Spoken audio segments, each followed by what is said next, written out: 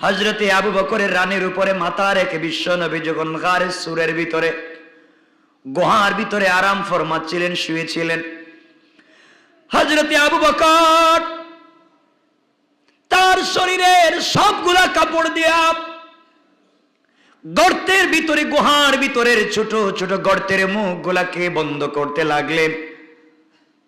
যে কথা বোঝাতে চাই, সবগুলা গুহার মুখ বন্ধ করে দিলেন। শেষ শরীরের মধ্যে যে প্রয়োজনীয় কাপড় ছিল তা ছাড়া কোনো কাপড় নাই। হযরতে আবু বকর দেখেন আমার নবী ঘুমাচ্ছেন, গুহার ভিতরে তখন একটা গর্ত বাকি আছে, কিন্তু এমন কোন কাপড় নাই যেই কাপড় দিয়ে গুহার মুখকে বন্ধ করা যায়। হযরতে আবু বকর চিন্তা করলেন, এই মুখ দিয়া না জানি কোন প্রাণী বিষাক্ত সাপ এসে নবীজিকে আঘাত করতে পারে। নিজের পায়ের বৃদ্ধাঙ্গুলি দিয়ে তিনি এই গর্তের মুখটাকে বন্ধ করে দিলেন। আর আমার নবীর চেহারা মুবারকের দিকে তাকায়া আল্লাহকে ডাক দিয়ে বলছেন, আল্লাহ, দুনিয়ার জমিনে আমার মন বলতেছি আসমানের উপরে চন্দ্র আছে, সূর্য আছে, কিন্তু আমার রানের উপরে যেই নবীজি শুয়ে আছেন, আরাম ফরমাচ্ছেন, তার চেহারার দিকে তাকাইয়া দেখি আসমানের চন্দ্র সূর্যের চাইতে আমার রাসূলের চেহারা আরো সুন্দর দেখা যায়। আল্লাহকে ডাক দিয়া বলছেন, আবু বকর, আয় আল্লাহ তাআলা, 1000 বছর যদি চলে যায়, আমার মন বলছে আমার পেটে কোনো খিদে লাগবে না, আমার পেটে কোনো যন্ত্রণা হবে না। আমি যদি তোমার রাসূলের চেহারা মুবারকের দিকে তাকিয়ে থাকি, আমার মন বলতেছে 1000 বছর যদি চলে যায় আমার পেটের মধ্যে কোনো খিদে লাগবে না। হযরতে আবু বকর রাসূল পাকের চেহারা মুবারকের দিকে তাকায় আছে। আমি যে কথা বুঝাবার জন্য নিয়ে এসেছি, এমন সময় বিষাক্ত একটা সাপ কোন দিক থেকে বের হতে না পেরে হযরতে আবু বকর যেখানে বৃদ্ধাঙ্গুলি দিয়ে গর্তের মুখটা বন্ধ করে দিলেন, ওই জায়গার দিকে এসে ঢুকবার জন্য বৃদ্ধাঙ্গুলিতে আঘাত করলো, দংশন করলো। সাথে সাথে আবু বকরের পুরো বডি বিষাক্ত বিষে কালো হয়ে গেল, সাকারাত শুরু হয়ে যাচ্ছে, আর তিনি বাঁচবেন না।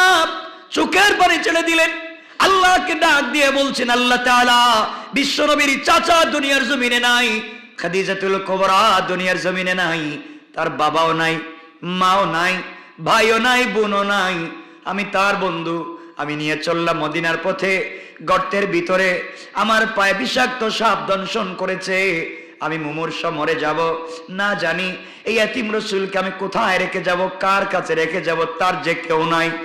এই কথা বলতে বলতে কখন জানি চোখ থেকে এক ফোঁটা পানি আমার রাসূলের চেহারা মুবারকের মধ্যে পড়েছে। ঠাস করে রাসূল ঘুম থেকে উঠে গেলেন, তাকায় দেখেন আবু বকরের চোখ থেকে গাল ভিজে ভিজে, দাড়ি ভিজে ভিজে পানিগুলা জমিনে পড়ে যায়। রাসূলে পাক ডাক দিয়া বলেন, আবু বকর, কি হয়েছে, কেনই বা কান্না করো, বডি কালো হয়ে গিয়েছে কেন? কথা বলতে পারলেন না, মুখ দিয়ে আওয়াজ বের হচ্ছে না। রাসূলে পাক তাকায়া দেখলেন পায়ের এক জায়গা থেকে রক্ত বের হচ্ছে, বিষাক্ত সাপ দংশন করেছে। রাসূলে পাক সাল্লাল্লাহু আলাইহি ওয়াসাল্লাম নিজের মুখ থেকে থুতু মোবারক, লালা মোবারক বের করে আবু বকরের পায়ের মধ্যে হালকা করে নিজের আঙ্গুল দিয়ে মালিশ করে দিলেন। দিতে দেরি হয়েছে, বিষাক্ত বিষ দূর হইয়া আবু বকর আগের চাইতে ভালো এবং সুস্থ হয়ে যেতে 1 মিনিটও দেরি হয় না। এবার আওয়াজ হলো, আওয়াজ আসলো, আসসালামু আলাইকা আইয়ুহান নবিয়্যু ইয়া রাসূলুল্লাহ ইয়া হাবিবাল্লাহ। আওয়াজ হলো গর্তের ভিতরে। আবু বকর বললেন, পয়গম্বরে আরবি, গর্তের ভিতরে আওয়াজ হচ্ছে, কে আপনাকে সালাম দিচ্ছে? হঠাৎ করে আমার রাসূল তাকায়া দেখেন যে এই গর্তের ভিতরে হযরতে আবু বকরের বৃদ্ধাঙ্গুলি ছিল, ওই গর্তের ভিতর থেকে বিষাক্ত একটা সাপ তার মুখ বের করে আমার নবীকে সালাম দিয়ে যায়। নবীজি ডাক দিয়া বলছেন, তুমি কে, সালামি বা দিলাম? সাপের জবান আল্লাহ খুলে দিয়েছেন। সাপ বলছে, পয়গম্বর আরবি, আমি দুনিয়ার সাধারণ কোনো সাপ না, বন জঙ্গলে পানিতে থাকা কোনো সাপ না। আজ থেকে প্রায় 2000 বছর আগে আমি শুনেছি আপনি পৃথিবীতে আগমন করবেন। তাওরাত, জাবুর আর ইনজিলে আমি শুনেছি আপনি দুনিয়ার জমিনে আগমন করবেন। মক্কা থেকে হিজরত করে মদিনায় যাওয়ার পথে আপনি এই গর্তের ভিতরে গারে সুরে আরাম ফরমাবেন। আপনার সফর সঙ্গী হবেন হযরতে আবু বকর। আমি সাপ না, আমি একজন জিন্নাত। আমি আপনাকে দেখবার জন্য আল্লাহর কাছে দোয়া করে বলেছিলাম, আল্লাহ তাআলা তুমি আমার হায়াত এতটুকুন বাড়াইয়া দাও যেন আমি বিশ্ব নবীকে দেখতে পাই। আল্লাহ আমার হায়াত বাড়িয়ে দিলেন। আমি এত লম্বা সফর করে 2000 বছর থেকে গর্তের ভিতরে অপেক্ষা করছি কোন দিন জানি আপনি আসবেন। দুইটা নয়ন ভরে মন জুড়াইয়া কলিজা ঠান্ডা করে আপনাকে দেখব। পয়গম্বরে আরবি, আমি একজন জিন্নাত, সর্পের সাপের রূপ ধরে আমি বসেছিলাম। তারিখে ইবনে জারির তাবারিতে লিখে সাপ বলতেছে পয়গম্বরে আরবি, তাওরাতে আমি পড়লাম, জিন্নাত বলছে জবুরে আমি পড়লাম আপনি গর্তের ভিতরে আজকের রাত্রে আসবেন। আমি গর্তের ভিতরে রেডি হয়ে গেলাম। কিছুক্ষণ পরে গভীর রাত্রে হঠাৎ করে আমার নাকের মধ্যে জান্নাতুল ফিরদাউসের মিশকে আম্বরের ঘ্রাণ এসে লেগে যায়। বুঝতে পেরেছি আপনি চলে এসেছেন, কিন্তু বের হওয়ার কোনো রাস্তা নাই। যেদিকেই যাই কাপড় দিয়া গর্তের মুখগুলা বন্ধ করে দিয়েছেন আবু বকর। আমি বের হওয়ার কোনো পথ না পেয়ে কৌশল করে আমি আপনাকে সালাম দেওয়ার জন্যে যেদিকে আবু বকরের পা রয়েছে পায়ে দংশন করেছি। এর মাধ্যমে আমি বের হয়ে আপনাকে সালাম দিতে পেরেছি। আমি যদি মরে যাই আপত্তি নাই, আমাকে যদি মেরে ফেলেন আপত্তি নাই, দুনিয়ার জমিনে আর কিছুই চাই না। আমি রাসূল পাকের চেহারা মুবারক দেখেছি। আমি যদি মরে যাই আমার বিশ্বাস আল্লাহ পাক আমাকে জাহান্নামের আগুনে জ্বালাবে না। আল্লাহু আকবার বলেন। ভালোবাসার জায়গাটা, ভালোবাসার জায়গাটা কেমন ছিল, চিনার জায়গাটা কেমন ছিল। আর আজকে আমরা দরকার নাই, আজকে আমরা সে রাসূলকে ভুলে বসে রয়েছি। রাসূলকে ভালোবাসলে এই 4 গুণ যদি রাখেন, আমানু ইল্লাল্লাযিনা আমানু, 1 নাম্বার ঈমান, 2 নাম্বার ওয়া আমিলুস সলিহাত, 3 নাম্বার যদি সত্যের পথে থাকেন, 4 নাম্বার ওয়াতাওয়াসাউ বিস সাবর, ধৈর্য ধারণ করেন। এই 4 গুণ যদি অর্জন করেন, রাসূল পাক বলছেন ফাদাখালাল জান্নাহ, ইন্তেকাল করলেই জান্নাতে পৌঁছে যাবেন। এই 4 গুণ থাকলে আপনাদের বিশ্বাস হচ্ছে? এই 4 গুণ যদি থাকে, আপনি এখন কোন ফলের সিজন নাই বলেন তো? এখন কোন ফল নাই, বাজারে পাওয়া যায় না? হ্যাঁ, আম, আম কাঁঠাল ধরেন নাই এখন। আপনি আল্লাহকে তরমুজ এখন লাগাই দিতেছে মানুষ। এই যে ফলটা এখন নাই, ধরেন আমরা বাংলাদেশের মানুষ 3 ফল আমাদের নাই, জৈতুন ফল আমাদের নাই।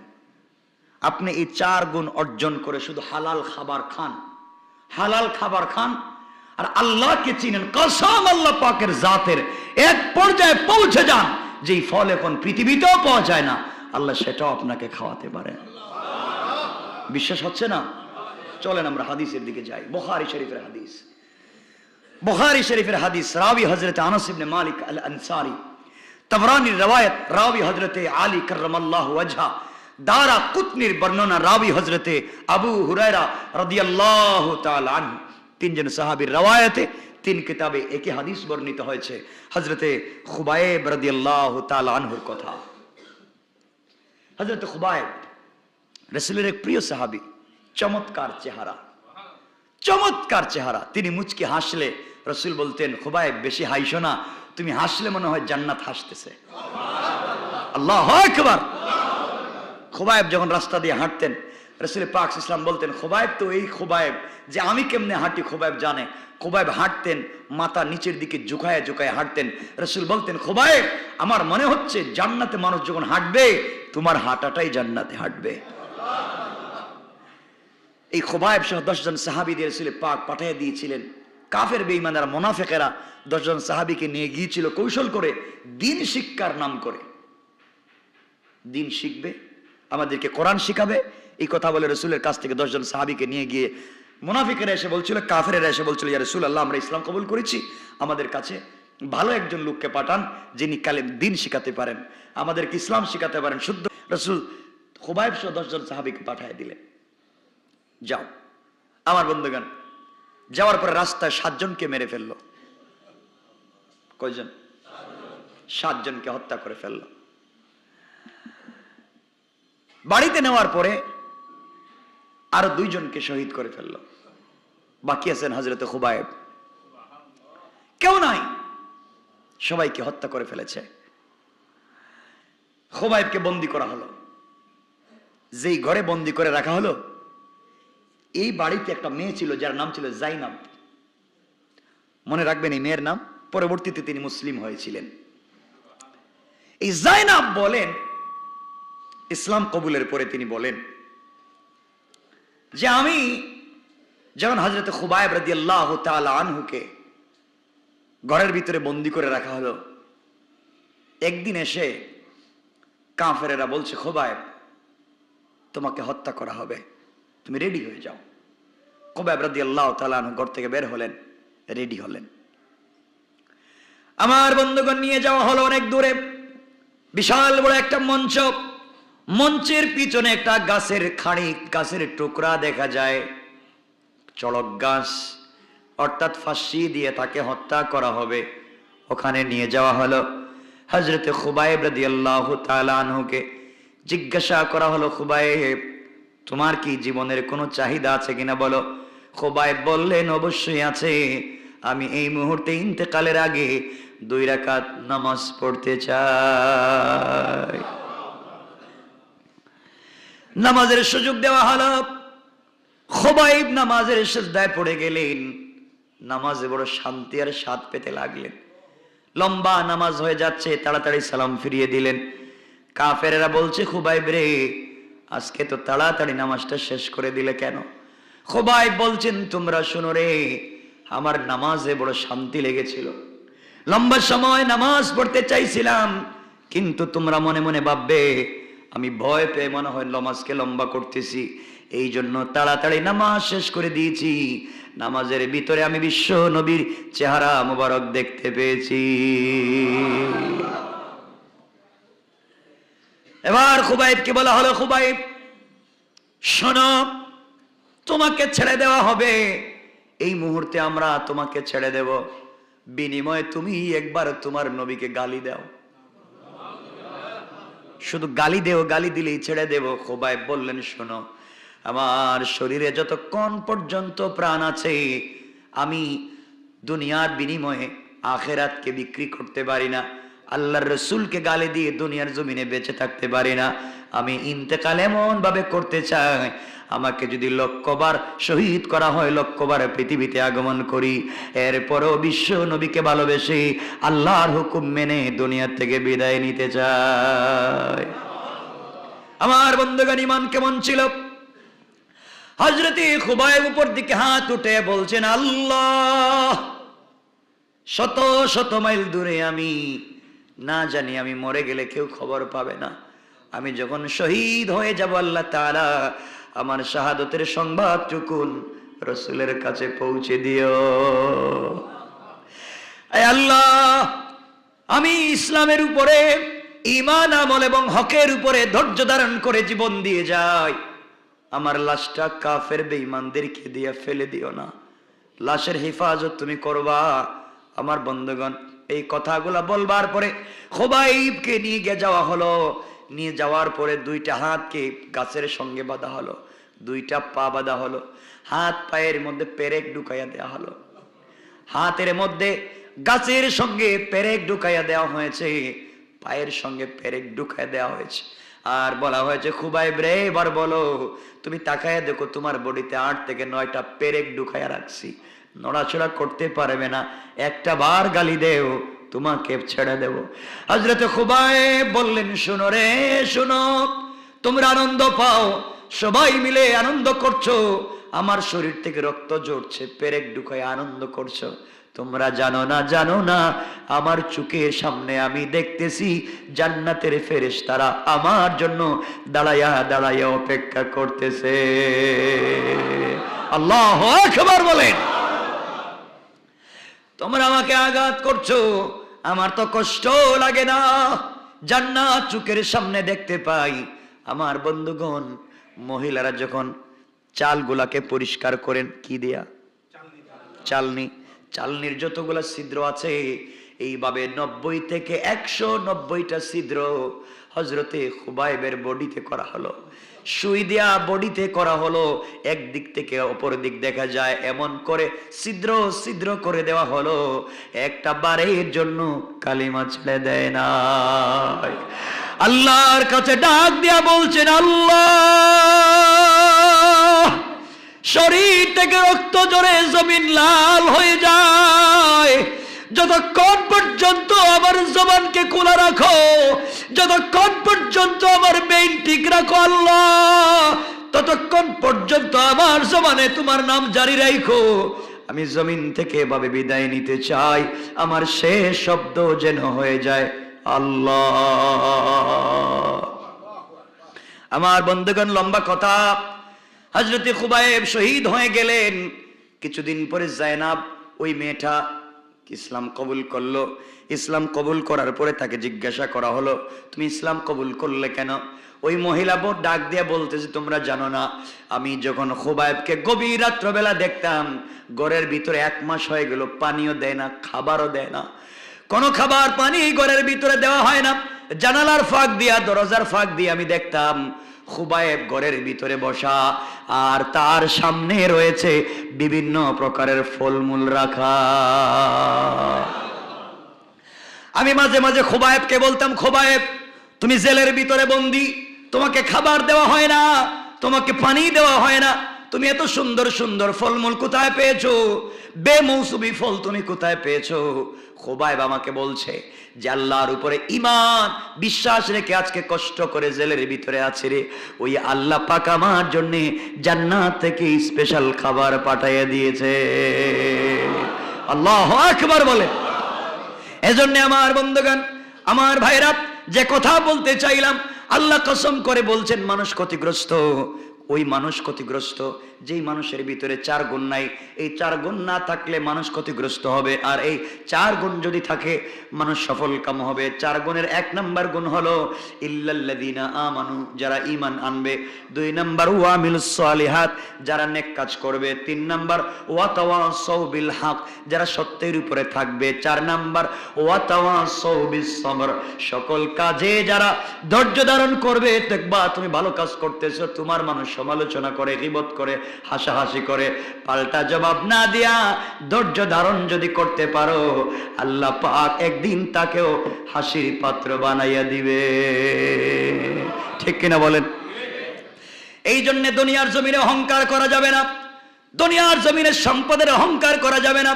আমি তো বারবার আপনাদের পায়ে ধরে একটা কথা বুঝাতে চাই, আল্লাহ রাব্বুল ইজ্জত ওয়াল জালাল বলেছেন, ওয়াল্লাযীনা ইয়াকুলুনা ربنا اصرف عنا عذاب جهنم إن عذابها كان غراما। আমার বন্ধুগণ, কবরে যাওয়ার আগে, সাকারাতে যাওয়ার আগে অন্তরকে যদি আমরা পরিষ্কার করতে পারি, নিজেকে ছোট করতে পারি, আপনার টাকা আছে, আপনার সম্মান আছে, আপনার ক্ষমতা আছে, আপনি বড় আলেম, আপনি প্রফেসর, আপনি শিল্পপতি, ওগুলা নিয়ে দুনিয়ার জমিনে অহংকার করা যাবে না। এগুলা নিয়ে দুনিয়ার জমিনে অহংকার করা যাবে না, দুনিয়ার জমিনে ফিতনা করা যাবে না, দুনিয়ার জমিনে অন্যায় অনাচার করা যাবে না। আল্লাহ রাব্বুল ইজ্জত ওয়াল জালাল বলেছেন, গোলাম রে, দুনিয়ার জমিনে যদি তোমরা ইসলামের পথে, কোরআনের পথে অটল অবিচল থাকো, ইন্তেকাল করলে জান্নাতে পৌঁছে যাব। কোন সুবহানাল্লাহ। এই জন্য আমি যে কথা আপনাদেরকে মনে করে দিতে চাই বারবার, আমার বন্ধুগণ, আপনাকে আল্লাহ ক্ষমতা দিয়েছেন, টাকা দিয়েছেন, কোটি টাকা দামের গাড়িতে বসা, আপনি ফার্ম গেট গিয়েছেন, আপনি গুলিস্তান থেকে পল্টনের দিকে আসছেন, আপনি শাহবাগ গিয়েছেন, আপনি চানকার পুল পার হইয়া পুরান ঢাকার দিকে ঢুকছেন, রাস্তায় জেমে পড়েছেন, আপনার গাড়ি Prado, land cruiser, petrol, X-Trail, আপনার গাড়ির দাম তো শেষ নাই, 5-6 কোটি টাকা দামের গাড়িতে আপনি বসে আছেন। রাস্তার মধ্যে ভিখারি, ভিক্ষুক, ফকির ভিক্ষার ভাঙ্গা থালা হাতে নিয়া ডাক দিয়া বলতে, সাহেব আমাকে 5টা টাকা দিয়ে যান। ফকির বলছে, স্যার আমাকে 10টা টাকা দিয়ে যান। আমি ভিক্ষুক, আমি প্যারালাইসিস রোগী, আমার ঘরে 3টা বাচ্চার খাবার নাই। ভাইরে, আপনি 1 কোটি টাকা দামের গাড়ির গ্লাস খুললেন না। আপনার অহংকার, আমি খুললে টাকা দিলে হাতে ময়লা লেগে যাবে, রাস্তার ধুলাবালি আপনার গাড়িতে ঢুকে যাবে, আপনি তার প্রতি ভ্রুক্ষেপ করলেন না। আপনার জানা থাকা দরকার যে আল্লাহ ফকিরকে ভিক্ষার ভাঙ্গা তালা হাতে ধরাইয়া রাস্তার ফকিরে বানিয়েছেন, ওই আল্লাহই আপনাকে কোটি টাকা দামের গাড়িতে বসিয়েছেন। আপনি যদি দুনিয়ার জমিনে ক্ষমতা টাকার গরমে অহংকার করেন, দিন তো ঘুরে আবার সকাল হবে, আবার সন্ধ্যা হবে, আবার জুমাবার আসবে, আবার বছর ঘুরবে, এমন একদিন আসবে যে আল্লাহ ওই ভিক্ষুককে ভিক্ষার ভাঙ্গা তালা হাত থেকে ফেলে দিয়া কোটি টাকা দামের গাড়িতে বসাইয়া আপনার মতো সম্পদওয়ালা টাকাওয়ালার হাতে ভিক্ষার ভাঙ্গা থালা ধরাইয়া রাস্তায় নামাইয়া দিতে আমার আল্লাহর 1 মিনিটও দেরি হবে না। ঠিক কিনা বলেন? এজন্য দুনো লাইনে কারণ গেছে গা, ঝড় হচ্ছে, ও দুনো লাইনে নাই। যাক, আমরা লম্বা করতে চাই না। সুতরাং এতক্ষণ যা কথা বলে যা বুঝাতে চাইলাম, আল্লাহ কসম করে বলছেন মানুষ ক্ষতিগ্রস্ত সবাই। 4 দল মানুষ ক্ষতিগ্রস্ত না। 1, যারা ইমান এনে 1 নাম্বার ইমান আনছে, 2 নাম্বার নেক আমল করছে, 3 নাম্বার সত্যের পথে আছে, 4 নাম্বার ধৈর্য ধারণ করেছে। এই 4 কাজ যারা করবে, একদিন তাদের দিন ফিরিয়ে দিবেন কে? কথা বলেন কে? আমাদের এই ঢাকা শহরে নাই? আজ থেকে 50 বছর আগে বেচারা ঢাকা শহর অস্তিত্ব ছিল না, গড় নাই, বাড়ি নাই, খাওয়ার নাই। আজকে তার টাকা পয়সার অভাব নাই, নাই? আর বহুত লোক আজ থেকে 50 বছর আগে ঢাকা শহরে 1000 কোটি টাকার মালিক ছিল, তার ছেলে এখন রিক্সা চালায়। কথা বলেন না কেন? করতে পারেন কে? এই আল্লাহর উপরে বিশ্বাস আছে তো? আর লম্বা করব না আমার বন্ধুগণ, যে কথা বলে আপনাদেরকে শেষ করতে চাই, গুনাহ মাফির একটা সেকেন্ড আপনাদেরকে বলে এই কথা, এই আমলটা আপনারা করেন। মুসলিম শরীফের 1240 নম্বর হাদিস, রাসূল সাল্লাল্লাহু আলাইহি ওয়াসাল্লাম বলেছেন, শর্টকাট। আমরা তো গুনাহ করি নাকি? আমরা সব অলিয়া মনে হয়, গুনার শেষ নাই। গুনাহ করতে করতে কলব নষ্ট করে দিয়েছি। রাসূল পাক বলছেন, শোনো, আমি জানি তোমরা গুনাহ করেছো, কিন্তু রব মাফ করতে চায়। তোমাদের গুনাহ যদি সমুদ্রের ফেনা পরিমাণ হয়ে যায়, গোটা দুনিয়া যদি সমুদ্র হয়, আর গোটা সমুদ্র যদি গুনায় ভরেও যায়, একটা আমল করলে আল্লাহ মাফ করে দিবেন। তা আসতে বললেন সুবহানাল্লাহ। 1 নম্বর, রাসূল পাক বলছেন, যে ব্যক্তি প্রত্যেক ফরজ নামাজের পর, কি নামাজের পর? প্রত্যেক ফরজ নামাজের পর 3 বার 33 বার সুবহানাল্লাহ, 33 বার আলহামদুলিল্লাহ, 33 বার আল্লাহু আকবার, কত হইছে? 99 বার। আল্লাহ বলছেন 33, আল্লাহ রাসূল বলছেন 33 বার সুবহানাল্লাহ, 33 বার আলহামদুলিল্লাহ, 33 বার আল্লাহু আকবার বলার পরে 100 পূর্ণ করার জন্য যেই ব্যক্তি বলবে লা ইলাহা ইল্লাল্লাহু ওয়াহদাহু লা শারীকা লাহু লাহুল মুলকু ওয়া লাহুল হামদ ওয়া হুয়া আলা কুল্লি শাইইন কাদির, একবার পড়ে 100 বার পুরা করবে, তার গুনাহ যদি সমুদ্রের ফেনা পরিমাণ হয়, সেকেন্ডের সাথে মাফ করে দিবেন। সুবহানাল্লাহ। আর একটু জোরে পড়েন। পারবো তো ইনশাআল্লাহ। আমলটা খুব ছোট, 33 বার সুবহানাল্লাহ, 33 বার আলহামদুলিল্লাহ, 33 বার আল্লাহু আকবার, আর 100 পুরা করবার জন্য পড়বো। সবাই পড়েন, লা ইলাহা ইল্লাল্লাহু ওয়াহদাহু লা শারীকা লাহু লাহুল মুলকু ওয়া লাহুল হামদু ওয়া হুয়া আলা কুল্লি শাইইন কাদির। রাসূল পাক বলছেন, মুসলিমের 1240 নম্বর হাদিস, এইটা পড়ে যদি কেউ 100 বার পুরা করে, আর গোটা পৃথিবীতে যদি তার গুনাহ কালো হয়ে যায়, সাথে সাথে মাফ করে দিবেন কে? আল্লাহ আমাদের সবাইকে হেফাজত করুক।